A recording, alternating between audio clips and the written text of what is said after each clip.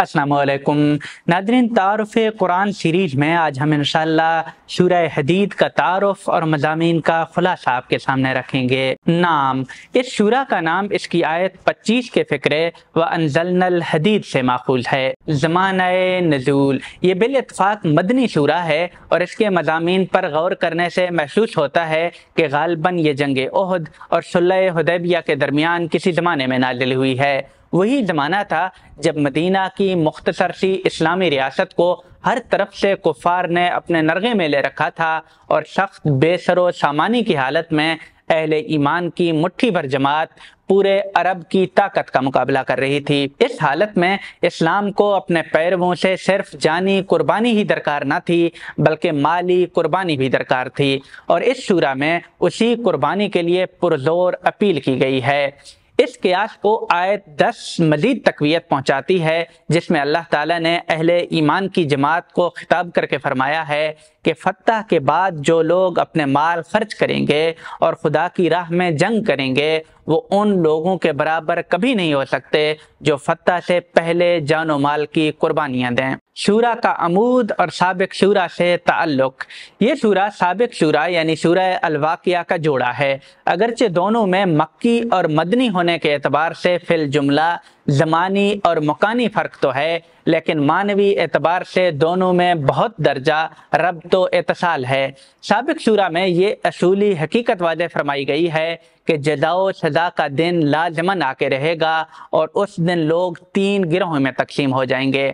एक गिरोह साबिकूनल अव्वलून का होगा, दूसरा असहाबुल यमीन का और तीसरा असहाबुश शिमाल का। इस सूरा में ख़ास तौर पर मुसलमानों को मुखातिब करके उनको साबिकूनल अव्वलीन की सफ़ में अपनी जगह पैदा करने पर उभारा है। इसका तरीका ये बताया है कि फ़तह मक्का से पहले पहले जो लोग जिहाद व इन्फाक करेंगे वो साबिकीन के ज़ुमरे में शामिल होंगे और उनका मर्तबा उन लोगों से ऊँचा होगा जो फ़तह मक्का के बाद जिहाद व इन्फाक की सादत हासिल करेंगे।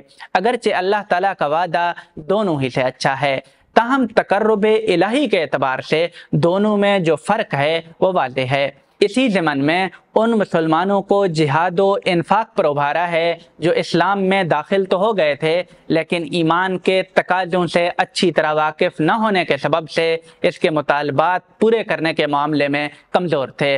उनको तंबीह फरमाई है कि अगर दुनिया की मोहब्बत में फंस कर तुमने आखिरत की अब्दी बादशाही हासिल करने का हौसला खो दिया तो याद रखो कि बिल आखिर यहूद की तरह तुम्हारे दिल भी सख्त हो जाएंगे और तुम्हारा अंजाम वही होगा जो उनका हुआ है।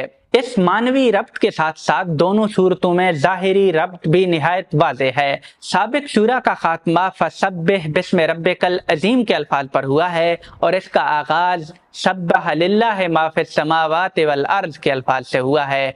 गोया इसकी आखिरी और उसकी पहली आयत ने एक हल्का इत्तिसाल यानी एक दायरा बनाया है जो निहायत खूबसूरती के साथ बाहम मरबूत हैं। इस किस्म के रब्त की निहायत खूबसूरत मिसालें पीछे भी गुजर चुकी हैं और यह कुरान के एक मुनज़्ज़म व मरबूत किताब होने का एक वाज़ेह करीना है। सूरा के मतालिब का तज्ज़िया, आयात 1 से 6 सूरा की तमहीद जिसमें अल्लाह ताला की सिफ़ात, इज़्ज़त, हिकमत, कुदरत, इल्म, खल्क़ और तदबीर की तरफ एक जामे इशारा है, जिससे मकसूद इस हकीकत की तरफ तवज्जो दिलाना है कि जो इन सिफ़ात से मुत्तसिफ़ है वही आखिरत में सबका मरजा व मौला भी होगा।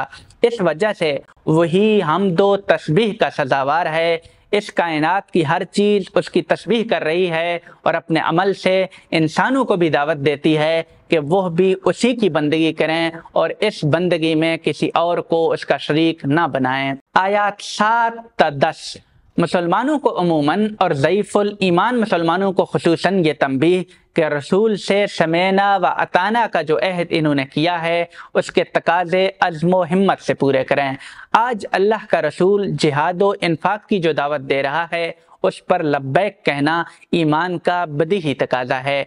यही चीज़ लोगों को तारीकियों से निकाल कर रोशनी की तरफ लाएगी।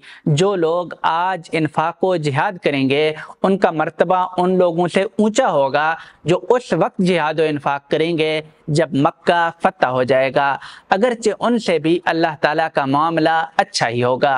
آیات 11 تا 15 اللہ کی راہ میں انفاق قیامت کے دن ان لوگوں کے لیے روشنی بنے گا جو اخلاص کے ساتھ انفاق کریں گے۔ اس روشنی سے وہ لوگ محروم رہیں گے جو منافقت کے سبب سے انفاق سے جی چراتے رہے۔ اس طرح کے لوگ ایمان والوں سے درخواست کریں گے کہ ذرا ہمیں بھی اپنی روشنی سے فائدہ اٹھانے کا موقع دیجیے، لیکن ان کو جواب ملے گا کہ اس روشنی کو حاصل کرنے کا وقت پیچھے تھا جو تم نے گوا دیا، اب یہ چیز تمہیں نصیب ہونے والی نہیں ہے۔ اس کے بعد ان کے اور اہل ایمان کے درمیان ایک دیوار کھڑی کر دی جائے گی جس کے ایک طرف اللہ تعالیٰ کی رحمت ہوگی اور دوسری جانب اس کا عذاب بھڑک رہا ہوگا۔ آیات 16 اور 17 منافقین کو تہدید کہ اگر غلبہ حق کی اتنی واضح نشانیاں دیکھنے کے بعد بھی تمہاری آنکھیں نہ کھلیں اور تم اسی طرح تردد و تذبذب میں مبتلا اور خدا کی راہ میں انفاق سے جی چراتے رہے تو یاد رکھو کہ تمہارے دل بھی اسی طرح سخت ہو جائیں گے جس طرح یہود کے دل سخت ہو گئے، اور پھر تمہارا انجام بھی وہی ہوگا جو ان کا ہوا۔ یاد رکھو کہ آخرت لازمی ہے، نہ اس کی جزا سے مایوس ہونا جائز ہے، نہ اس کی سزا سے بے خوف ہونا۔ آیات 18 اور 19 جو لوگ اللہ کی راہ میں انفاق اور جہاد کرتے ہیں وہ اطمینان رکھیں کہ اللہ تعالیٰ ان کی قربانیوں کو ضائع کرنے والا نہیں ہے، بلکہ ان کی ہر قربانی کا صلہ ان کو بڑھا چڑھا کر ملے گا۔ یہی انفاق و جہاد کی زینہ ہے جو اس مرتبہ تک پہنچا سکتا ہے جو صدیقین و شہداء کے لیے خاص ہے، اور اسی کے صلے میں وہ روشنی ملے گی جس سے وہ منافقین محروم رکھے جائیں گے۔ آیات 20 اور 21 ان لوگوں کی پست حوصلگی اور تنگ دامنی پر اظہار افسوس جو اس دنیا کی چند روزہ لذتوں کی محبت میں گرفتار ہو کر اپنے رب کی مغفرت اور اس کی وسیع جنت کو بھول بیٹھے ہیں جس کی وسعت زمین و آسمان کی وسعت کے مانند ہوگی۔ آیات 22 تا 24 اس حقیقت کی یاد دہانی کہ امیری اور غریبی کا تعلق انسان کی اپنی سعی و تدبیر سے نہیں بلکہ اللہ تعالیٰ کی بنائی ہوئی تقدیر سے ہے۔ انسان کے لیے صحیح رویہ یہ ہے کہ وہ سختی و نرمی دونوں حالتوں میں اپنے رب سے راضی و مطمئن رہے۔ اگر اس کو اللہ نے مال دے رکھا ہے تو وہ اس کی راہ میں خرچ کرنے سے دریغ نہ کرے۔ اس بات کو ہمیشہ یاد رکھے کہ اللہ کے اختیار میں جس طرح بخشنا ہے اسی طرح چھین لینا بھی ہے۔ آیات 25 تا 27 ان لوگوں کے ظام کی تردید جو مذہب کے رہبانی تصور کے تحت جہاد بالسیف اور اس راہ میں انفاق کو دنیا داری سمجھتے اور مسلمانوں کے شوق جہاد پر تان کر رہے تھے۔ نبیوں اور رسولوں کی تاریخ کے حوالے سے بتایا گیا کہ جہاد انبیاء علیہم السلام کی سنت ہے اور رہبانیت نصارہ کی ایجاد کردہ بدعت ہے جو انہوں نے اپنے دین میں غلو کی راہ سے پیدا کی ہے۔ حضرت مسیح علیہ السلام کی اصل تعلیم سے اس کو کوئی تعلق نہیں ہے۔ آیات 28 اور 29 مسلمانوں کو یہ تلقین کہ تم اللہ کے رسول کی دعوت پر لبیک کہتے ہوئے سرفروشانہ جہاد کے لیے اٹھو اور اس راہ میں پوری فیاضی سے اپنے مال خرچ کرو۔ اہل کتاب میں سے جو مفسدین تمہارے دلوں میں یہ وسوسہ اندازی کر رہے ہیں کہ جہاد ایک دنیا دارانہ کام ہے، ان کی وسوسہ اندازیوں کو نظر انداز کرو۔ قیام دین کے لیے جہاد ابتدا ہی سے انبیاء علیہم السلام کی سنت ہے اور تم کو انہی کی سنت کی پیروی کی دعوت دی گئی ہے۔ نصارہ نے جو رہبانیت ایجاد کی ہے اس کو حضرت مسیح علیہ السلام کی اصل تعلیم سے کوئی تعلق نہیں ہے۔ یہ حسد کا بخار ہے جو تمہارے خلاف نکال رہے ہیں، لیکن ان کے حسد کے الرغم اللہ تعالیٰ تمہیں وہ مقام دے کر رہے گا جو اس نے تمہارے لیے مقدر کر رکھا ہے۔